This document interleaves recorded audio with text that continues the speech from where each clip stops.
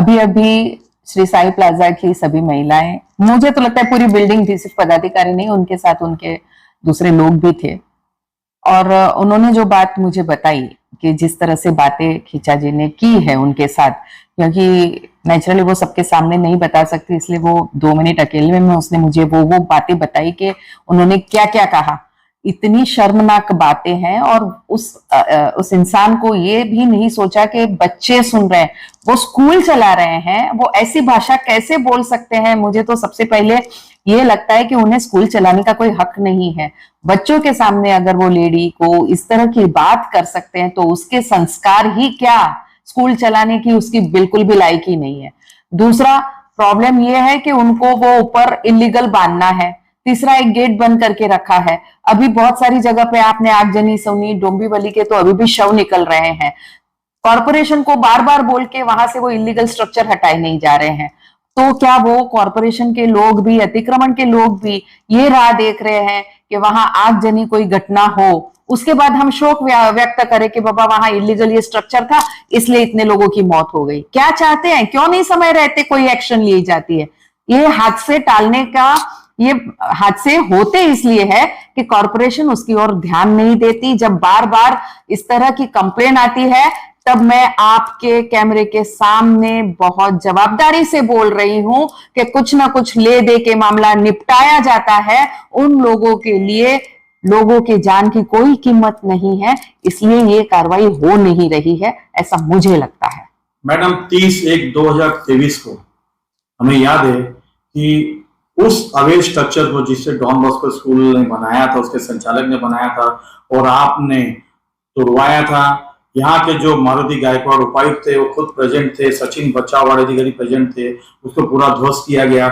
उसके बाद सरेआम धमकी की चोट पे उसने दोबारा गेट को एनक्लोज कर दिया, वापिस से स्ट्रक्चर खड़े कर दिए गए।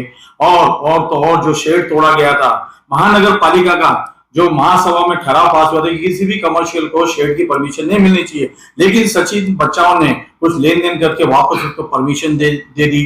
तो क्या कहेंगे महानगर पालिका के अधिकारियों के लिए और क्या कहेंगे स्कूल के खींचा के लिए?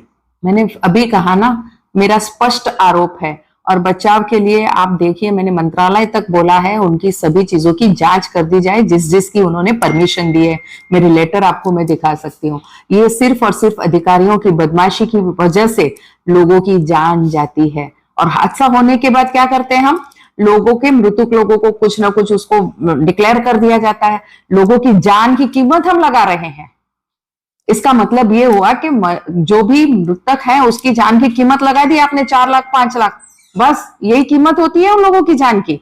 अरे आपको बार बार हम लोग कंप्लेन दे रहे हैं तो क्यों नहीं एक्शन ले रहे हैं? क्यों आप वेट कर रहे हैं कि ऐसा कोई हादसा हो? तो मैंने आज साफ तौर पे अधिकारी को कहा है, अगर ऐसा हुआ तो हम खुद जाएंगे, हम खुद तोड़ेंगे।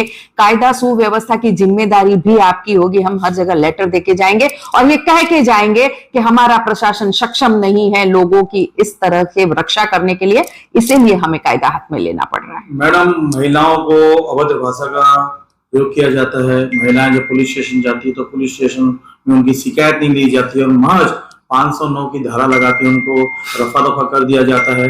तो क्या कहना चाहेंगे पुलिस प्रणाली पर? पुलिस प्रशासन को यह जरूर कहना चाहूंगी कि अगर आप महिला की अस्मिता की रक्षा नहीं कर सकते तो आपको उस कुर्सी पे बैठने का अधिकार नहीं है।